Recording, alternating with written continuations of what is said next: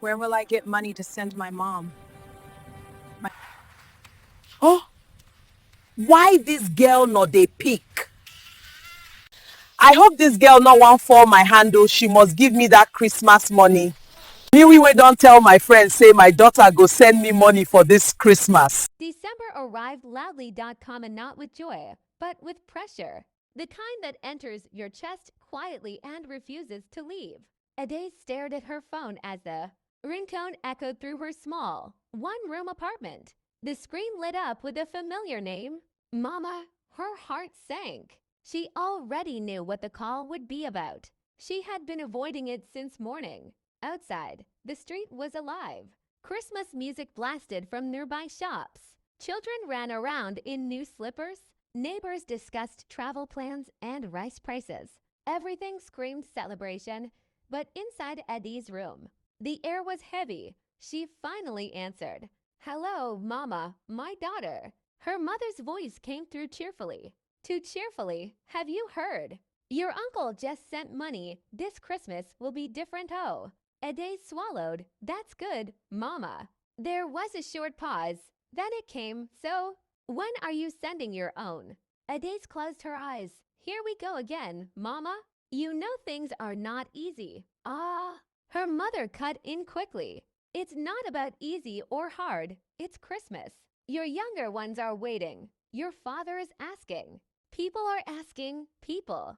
That word always came with weight, Mama. My salary is not complete yet. Silence, then a sigh, Adaeze. You are the first child. Everyone is looking up to you. Don't disgrace us.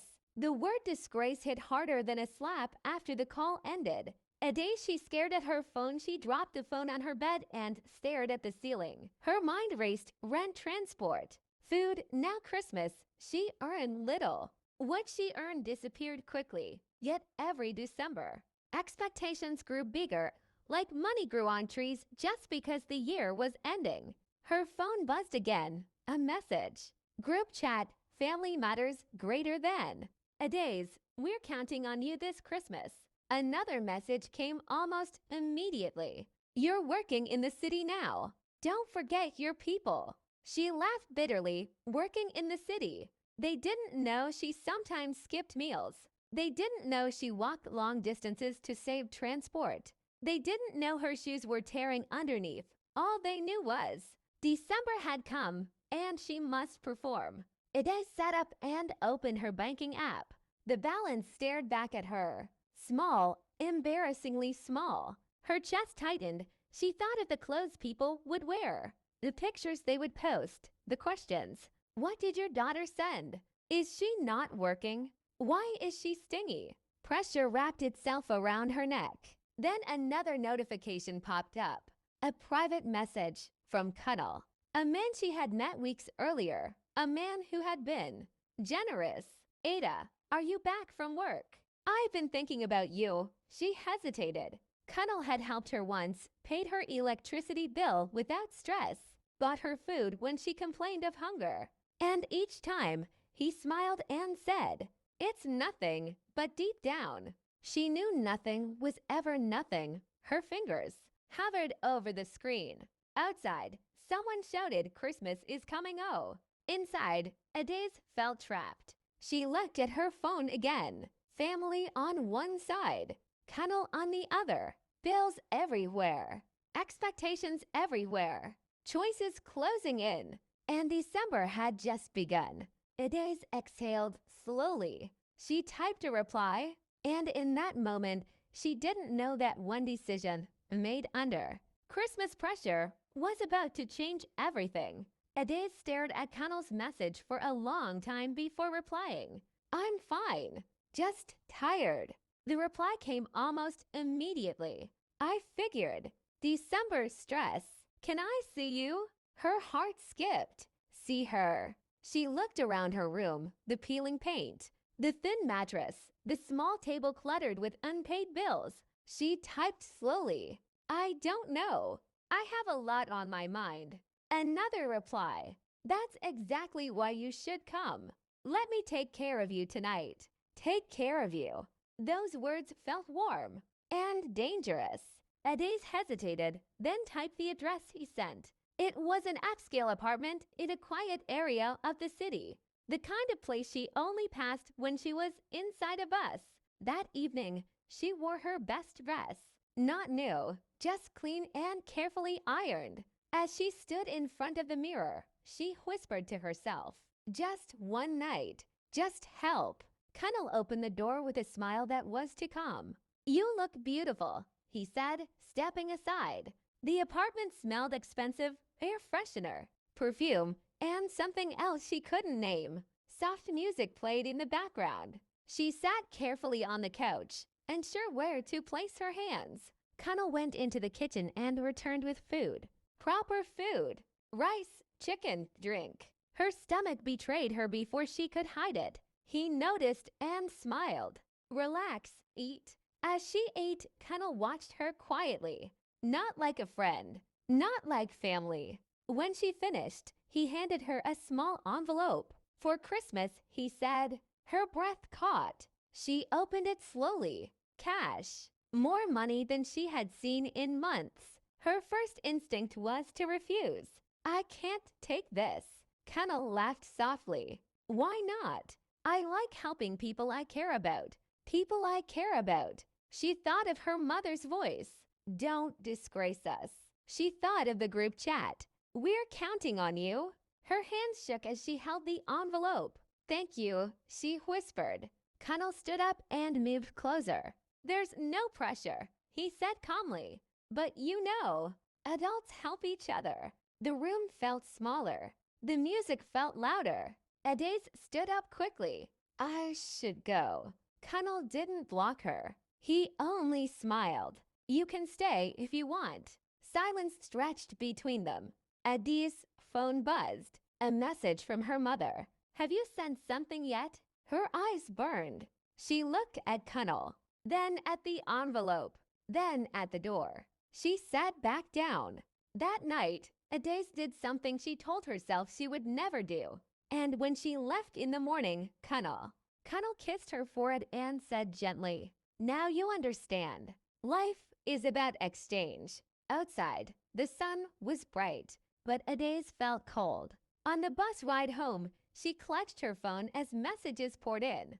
"God bless you, my daughter. You've made us proud this Christmas." She stared out the window. Pride, blessing, exchange. Her stomach turned, because deep down, she knew something had shifted, and whatever she had just collected would come back to demand its price. Adaeze woke up with a strange feeling in her chest. Not regret, fear. The money was already gone. Transported to the village, shared, spent, praised. Christmas came and went like a loud storm. Rice cooked, pictures posted, laughter recorded for memories. And just like that, January arrived. Quiet, cold, empty. Adaeze sat on her bed one morning, staring at her phone. No alerts, no salary yet, no strength.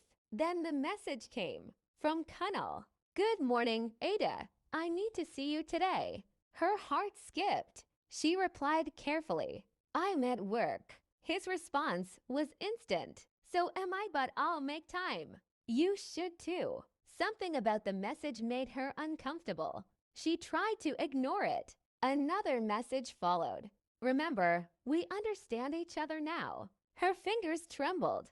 That evening, she didn't go to his apartment. She went straight home.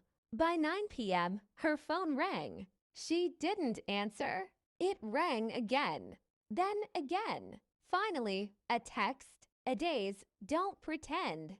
I helped you when you needed help." Her chest tightened. She typed back, "I'm grateful, but I didn't agree to anything else." 3 dots appeared, disappeared. Then the reply came, "Be careful how you talk. You didn't collect charity." Her breathing became shallow. That night, she barely slept. The next day at work, she couldn't concentrate. Every vibration of her phone made her jump. By afternoon, another message arrived. "I'll pass by your place this weekend." Her blood ran cold. She typed quickly, "Please don't. I'm not comfortable." This time, Cunnel didn't reply. Instead, an unfamiliar number sent her a message. Madame Adaeze, we need to discuss something important. Her stomach dropped. She called the number immediately. A woman answered. Professional. Calm. This is Mrs. Adaeze. Silence swallowed Adaeze whole. I believe you know my husband. The woman continued. Husband. The word echoed in her head. I've been seeing transactions and messages. I don't like surprises. Adaeze's knees gave way and she sat down slowly. I didn't know he was married. There was a short laugh on the other end. He never tells them, the woman said. But they always learn. The call ended abruptly. Adaeze sat there, staring at nothing. Married. Pressure rushed back, heavier than December. Fear replaced excitement. Shame replaced pride. She imagined her mother finding out. Her church. Her workplace. Her name. Dragged through whispers. All because of one Christmas.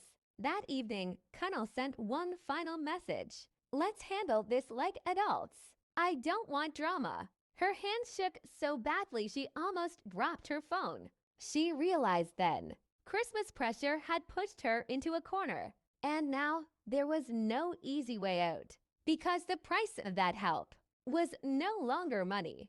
Adaeze did not sleep that night. She sat on her bed till morning, replaying every moment in her head, the call from her mother, the envelope, the smile, the words nothing is free. At dawn, she made a decision. She would no longer hide. Her phone rang again. Connell. She answered. We need to talk, she said quietly. But not like this. There was a pause. Where, he asked. A public place. They met at a small cafe close to her workplace. People sat around, laughing, sipping drinks, living normal lives. Connell arrived calm, confident, like nothing was wrong. You're overthinking, he said as he sat down. My wife is emotional. It will pass. Adaeze stared at him. Your wife called me. He shrugged. She does that. Something inside Adaeze broke and healed at the same time. I didn't know you were married, she said firmly, and I won't continue this. Connell leaned forward. Don't forget what I did for you. She nodded. I haven't forgotten. That's why I'm here. She reached into her bag and placed an envelope on the table. The remaining money. Almost nothing compared to what she had collected. I can't repay everything, she said, her voice shaking. But I'm done paying with myself. Connell laughed. You think that clears anything? Adaeze stood up. It clears my conscience. People were beginning to look. Connell's smile faded.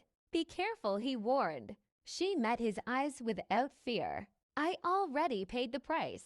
I'm not paying again. She walked away. Days later, she told her mother the truth. Not everything, but enough. There was silence on the line. Then her mother spoke softly. We didn't know it was this hard for you. Adaeze cried for the first time in months. Not from pressure, but from relief. Life didn't suddenly become easy. Money was still tight. Bills still came.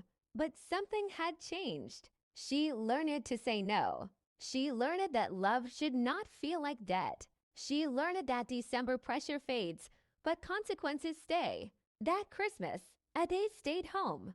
No loud clothes, no pictures, just peace. And as the year ended, she sent one message to the family group chat. Next Christmas, let's celebrate with understanding, not pressure. Some read it, some ignored it. But Adaeze was free. Because the most expensive thing she almost lost that December. Before you borrow to impress. Before you accept help you can't explain. Before you fall for Christmas pressure. Watch this story again. Because not every gift is a blessing. And not every December smile is worth the price you'll pay in January. Was herself. Thank you for watching. Don't forget to like, subscribe, and share so you don't miss our next story.